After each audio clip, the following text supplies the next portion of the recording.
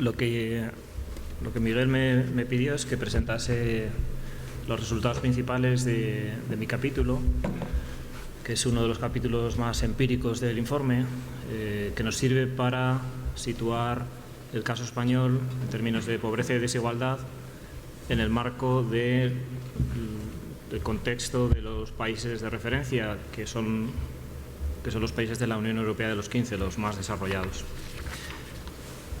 En el capítulo primero hago una introducción para explicar los conceptos y mi enfoque y el enfoque que voy a seguir.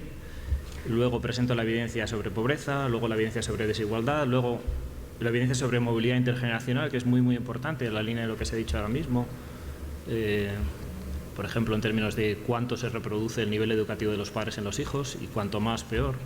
Y luego elaboro unas conclusiones que son más bien abiertas y que tienen que ver con cómo se plantea la discusión sobre estos temas en un país como España.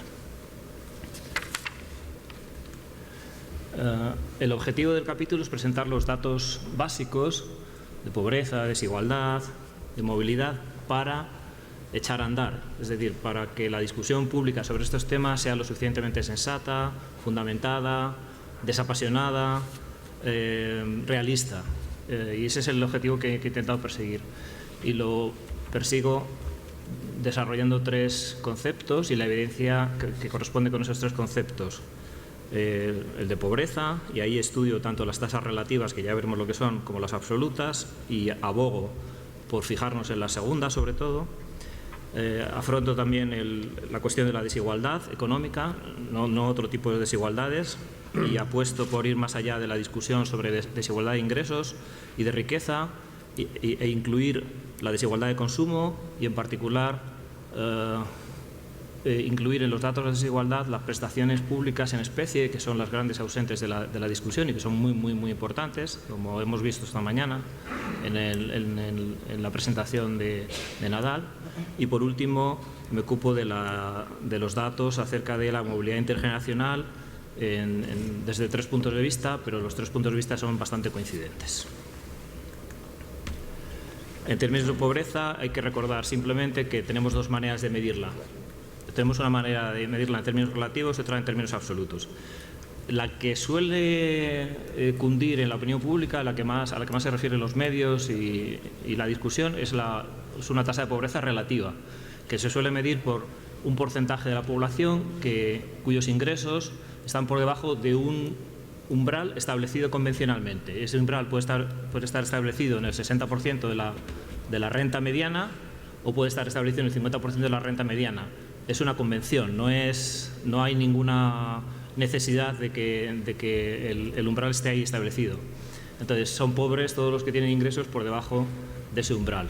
Y en términos absolutos, sin embargo, el umbral no va cambiando año a año, porque la renta media sí que va cambiando año a año, sino que se intenta o bien anclar el umbral de pobreza a un año determinado y ver cómo va evolucionando el número de las personas consideradas como pobres a lo largo del tiempo, o bien se mide más cualitativamente en términos de el acceso a determinados bienes que consideramos un mínimo o unos bienes suficientes para llevar una vida digna. Me ocupo de las tres variantes de esa medida de la pobreza. La más conocida es la primera, la tasa de riesgo de pobreza, el porcentaje de personas que viven por debajo de ese 60% de la mediana. Y eso se puede medir habiendo contado las transferencias sociales o no habiéndolas contado. Si no las contamos, el puesto de España es un puesto medio-bajo en términos de la Unión Europea de los 15. Es decir, estamos en una posición no negativa, pero no muy positiva. Si las contamos, que es el gráfico siguiente, entonces nos damos cuenta de que los datos españoles son, así vistos, malos. Tenemos la tasa de pobreza, así medida, más alta de toda la Unión Europea de los 15. Y está situada en el 20%, que es el 20% que venimos escuchando pues desde hace 10, 15, 20 años. En España, prácticamente desde hace todo ese tiempo, hay un 20% de individuos, de personas, que encajan en esta definición de pobreza, independientemente de lo que haya ocurrido a lo largo del tiempo, si la economía ha ido mal, ha ido bien, Si ha crecido mucho, ha crecido poco, la tasa de pobreza es el 20%, porque en realidad no es una tasa de pobreza, es una tasa de distribución de la renta. Y como la distribución de la renta no ha cambiado tanto, aunque la renta de todo el mundo haya subido mucho, siempre hay un 20% que está por debajo, en España, que está por debajo de la renta mediana, de 60% por la renta mediana. Pero démonos cuenta de que hay países en los que ese porcentaje es bastante más bajo. Puede ser un 10%, en los países nórdicos, 10, 11, 12, 15%. O sea que, en términos de pobreza relativa, nuestros datos no son buenos. La comparación de la tasa de pobreza antes de transferencias sociales y después de transferencias sociales nos da una pista de lo que pasa en España en cuanto a esta manera de entender la pobreza.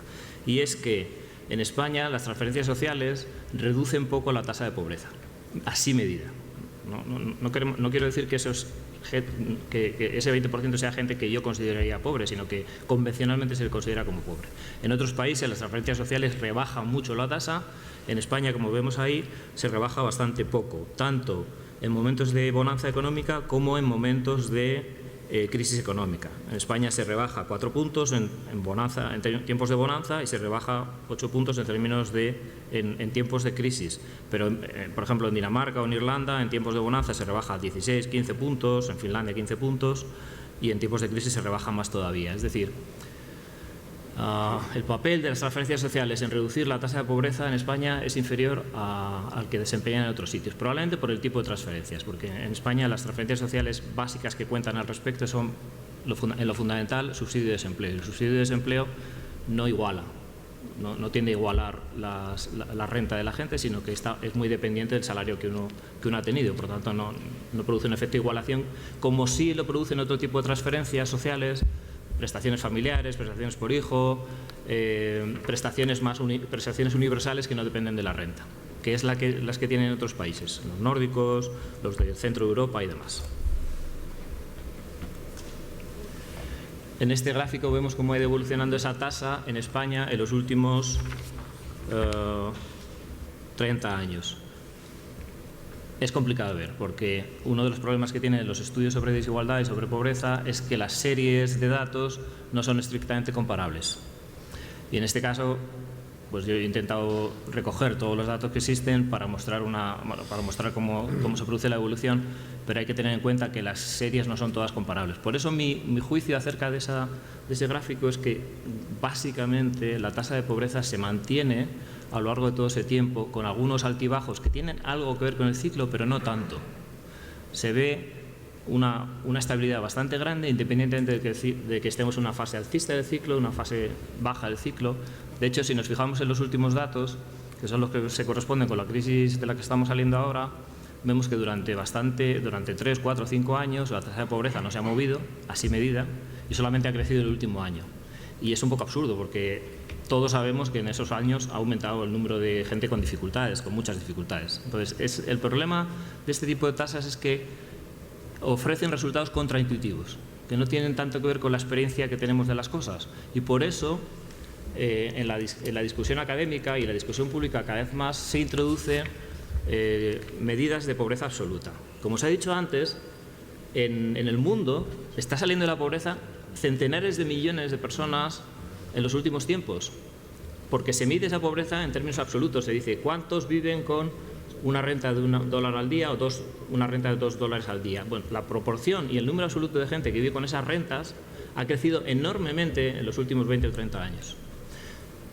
Eso es lo que se intenta aplicar a los países desarrollados con una definición de pobreza que le llaman los expertos la tasa de pobreza anclada. ¿Anclada qué quiere decir? Que se fija el umbral al que existe al principio de un periodo, por ejemplo en el año 2008, y se ve cómo va evolucionando la proporción de gente que vive por debajo que tiene ingresos por debajo de ese umbral. Eso es más realista para ver la evolución de la población que tiene dificultades, mucho más realista que la tasa relativa. La tasa relativa prácticamente no cambia, mientras que las tasas de pobreza anclada, como se ven en el gráfico, sí que cambian. Ahí tenemos 3 momentos históricos distintos, con 3 medidas distintas, pero la historia que nos cuenta es muy clara. Si vemos el primer momento, que es del año 85 hasta el año 89 y luego la crisis de los 90, se ve que cae mucho la tasa de pobreza anclada, muchísimo, de un 20% a un 5%, y luego cuando ya las circunstancias de la economía empiezan a complicarse, se mantiene el 5%. Es lógico, crece mucho la economía, mucha gente encuentra trabajo, mucha gente tiene más ingresos, la tasa de pobreza cae. Luego tenemos también una información parcial, pero suficiente, del último ciclo expansivo, aunque solamente tenemos datos del 2005 a 2008. También está creciendo mucho la economía y la tasa de pobreza también está cayendo, algo esperable y lógico. Y luego tenemos los datos de la crisis y se ve también que esa tasa de pobreza anclada, que es una medida absoluta de la pobreza, crece como es lógico. Lo ilógico es que la tasa de pobreza se mantenga a lo largo de una crisis tan profunda y que ha destruido tanto empleo y que ha provocado tantas dificultades para tantísimas familias. Por eso es conveniente utilizar a la vez que la tasa relativa este tipo de tasas absolutas. Y otra medida interesante que también nos da una idea más realista de cómo vive la gente con más dificultades es un indicador que se viene desarrollando en los últimos 10 años más o menos, 10-12 años, que es la privación material y que mide la proporción de individuos que no accede a determinados bienes o que tiene dificultades para afrontar determinados gastos. Por ejemplo, gastos de vivienda, gastos financieros, o no puede hacer determinadas comidas que incluyen proteínas, por ejemplo, o no puede salir de vacaciones, no puede comprarse un coche y demás. Entonces, tenemos estadísticas buenas ya al respecto para los países de la Unión Europea desde hace 10 años más o menos, y nos sirve para entender cómo vive la gente y qué proporción de la gente tiene más dificultades para llevar una vida digna, digamos. Y ahí en ese gráfico tenéis la gente que sufre privación de cada uno de los indicadores, de los ítems que se estudian, por ejemplo, los que no pueden permitirse una comida de carne, pollo, pescado, es decir, proteínas al menos cada 2 días, y se ve que no es tanta gente, pero es alguna gente, la gente que no puede comprarse un coche, o la gente que tiene dificultades para afrontar pagos de vivienda, y se ve que esas cifras se mueven como tienen que moverse, con el ciclo económico. Caen las dificultades a medida que va creciendo la economía, y cuando la economía tiene muchos problemas, las dificultades aumentan. Con esos indicadores que proceden de encuestas representativas, las autoridades comunitarias y Eurostat elabora unos indicadores de privación material, según la cantidad de ítems a los que la gente no tiene acceso, a los que los encuestados no tienen acceso. La más importante de todas, porque es la que mide de verdad, creo yo, el número y la proporción de personas que tienen dificultades serias para sacar adelante su vida en términos económicos, es la tasa de privación material severa, que es el número de esa proporción de individuos que, digamos, que plantean problemas en 4 de esos 7 ítems. Es decir, que tienen dificultades para acceder a 4 de esos bienes o servicios.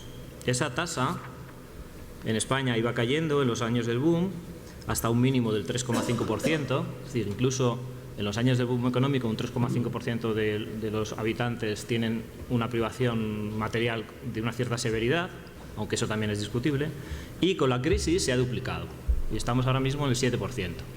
No es el 20% de la tasa relativa de pobreza, el 20% viene a ser 8 o 9 millones de personas, pero son 3 millones y pico de personas. Es mucha gente con dificultades, con grandes dificultades.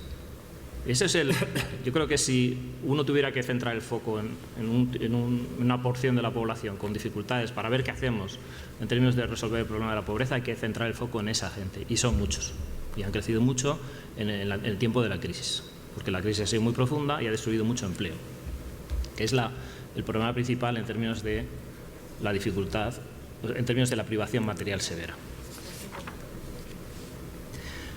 Comparativamente, ¿cómo quedamos en términos de privación material severa? Pues no quedamos ni bien ni mal. Antes de la crisis estábamos en una situación intermedia, con una proporción media del 4%, y después de la crisis ha aumentado hasta un 5,5%. Es decir, antes de la crisis estamos en una situación media y después de la crisis en una situación media alta. Pero no tenemos tasas tan altas como Grecia, Portugal o incluso Italia. Es decir, podemos contentarnos si queremos porque son medias, pero tenemos que saber que se pueden reducir bastante, porque hay países con tasas de privación material severa muy pequeñitas, del 2%, del 1 y pico por ciento, del 3% de media. Podríamos aspirar a ese tipo de tasas. Y desde luego también podemos contentarnos de que no tenemos un 13% o un 15%, pero creo que tenemos que mirar a los países que mejor rinden en este aspecto. Y en términos de desigualdad, pues como he dicho al principio, estudio primero desigualdad de ingresos, segundo desigualdad de riqueza y tercero desigualdad de consumo, que es, ya veremos lo que es, pero es algo que se estudia relativamente poco. En términos de desigualdad de ingresos, la medida más utilizada, habitualmente más utilizada, es una medida de distribución de la riqueza que nos indica cuánto se aleja la distribución de los ingresos con respecto a una distribución totalmente equitativa. De manera que el 10% que está más arriba de los ingresos recibiría el 10% de los ingresos, el siguiente 10%, el 10% y así. Entonces, ese indicador es el coeficiente de Gini, o tal y como suele medirse recientemente, el índice de Gini, que va de 0 a 100, pues cuanto más se acerca al 100, más desigualdad, y cuanto más se acerca al 0, menos desigualdad. Y ahí, en el gráfico que vemos ahora, está medido tanto para el tiempo el tiempo anterior a la crisis como para el tiempo de la crisis. Se ve que los datos españoles son más bien medio altos, es decir, tenemos niveles medio altos de desigualdad a escala de la Unión Europea de los 15, a escala mundial no. A escala mundial tenemos niveles medio bajos o bajos, pero esta escala, que es la que nos sirve de referencia normalmente, tenemos niveles medio altos, tanto antes como después de la crisis. Y veis que los niveles bajos, pues ya sabéis cuáles, como os he dicho antes también, los niveles bajos los presentan los países nórdicos y países centrales de Europa, y los niveles más altos, los países del sur de Europa y algún anglosajón, Reino Unido. Hay una divisoria relativamente clara entre sur de Europa y países nórdicos en lo que respecta a la desigualdad, bastante clara y desde hace bastante tiempo, y aunque eso es tema para discusión ulterior, no es algo reciente ni es algo que tenga que ver solo con el desarrollo de los estados de bienestar en esos países, sino que es algo histórico, es incluso anterior al crecimiento de los estados de bienestar en todos nuestros países.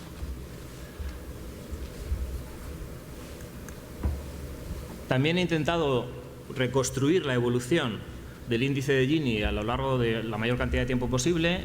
También se plantea el mismo problema de la comparabilidad de las series, pero grosso modo la historia es relativamente fácil de contar.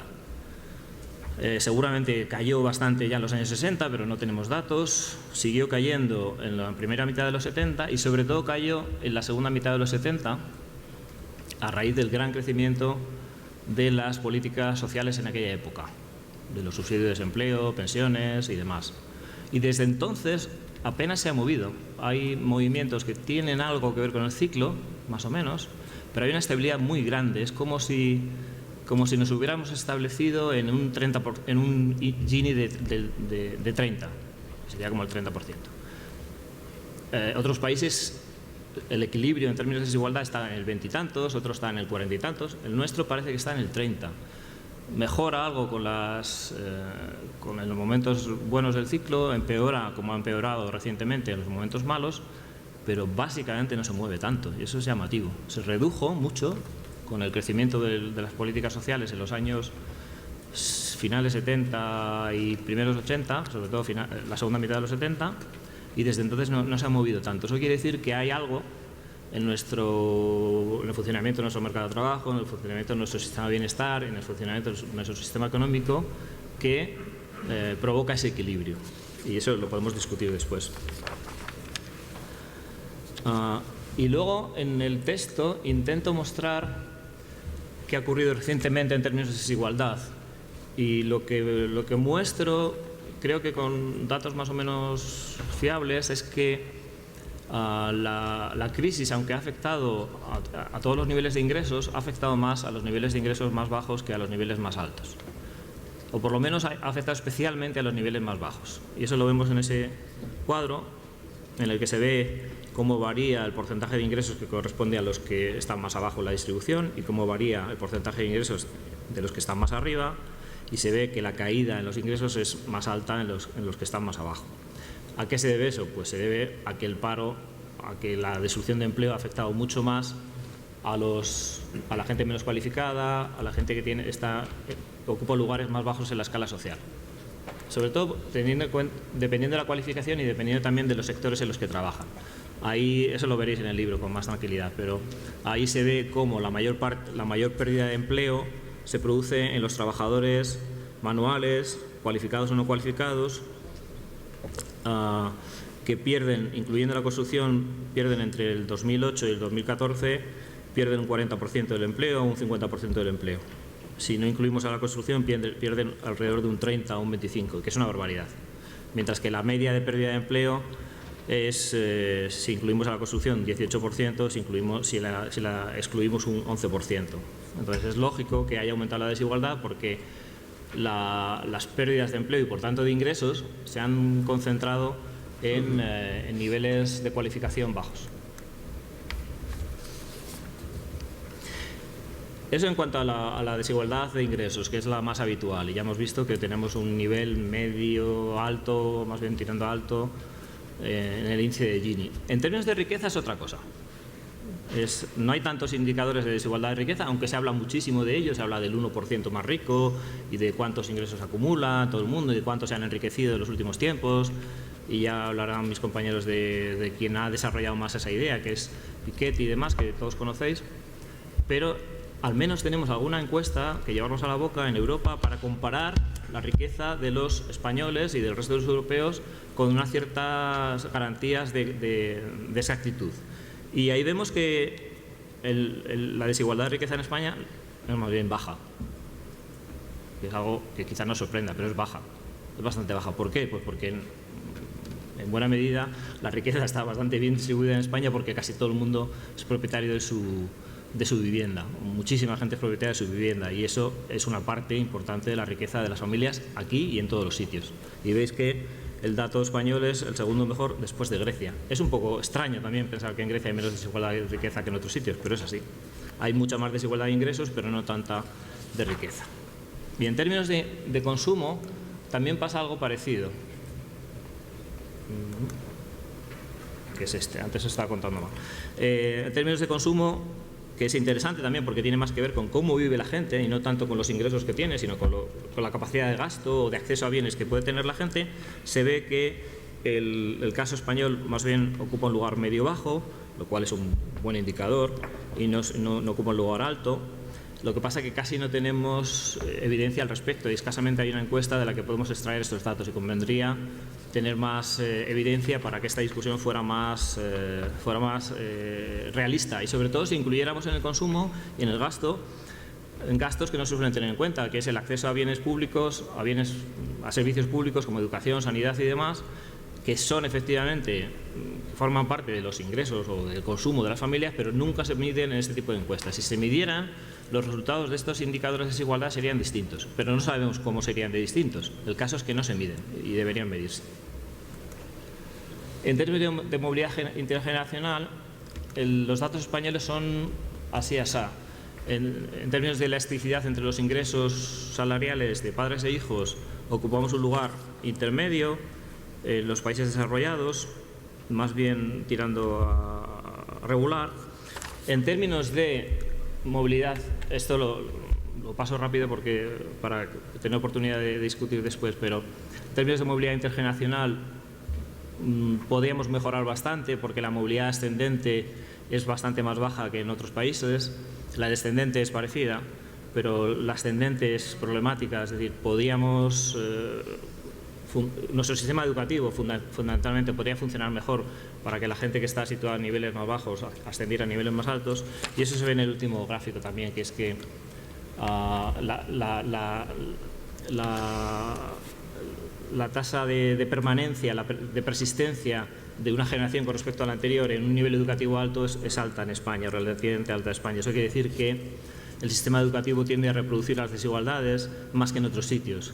Pero no tiene por qué ser así. Podría ser un sistema educativo que igualase más el punto de partida y por tanto facilitase que el punto de llegada no dependiese tanto del punto de partida. Entonces aquí tenemos uno de los problemas serios, diría yo, en términos de desigualdad en nuestro sistema educativo, que no iguala lo suficiente.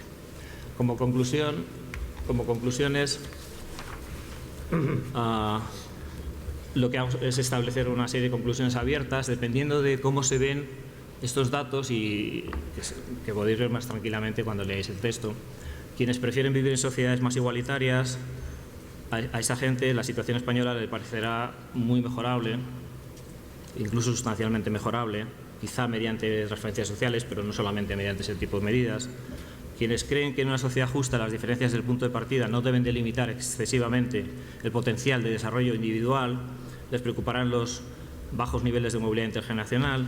A quienes no entienden por qué durante la crisis los sacrificios se reparten con poca equidad, esa gente centrará su atención en cómo los que más sufren por las crisis son quienes ocupan lugares inferiores en la escala social, e insistirán en que esos sacrificios están mejor repartidos en países con mercados de trabajo en los que la crisis no provocan las convulsiones en el empleo que provocan en España.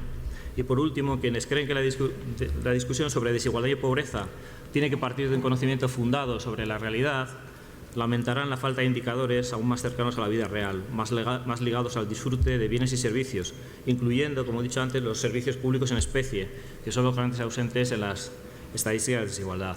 Yo espero que la discusión sea más reposada que esta presentación y que sea más aprovechable. Gracias.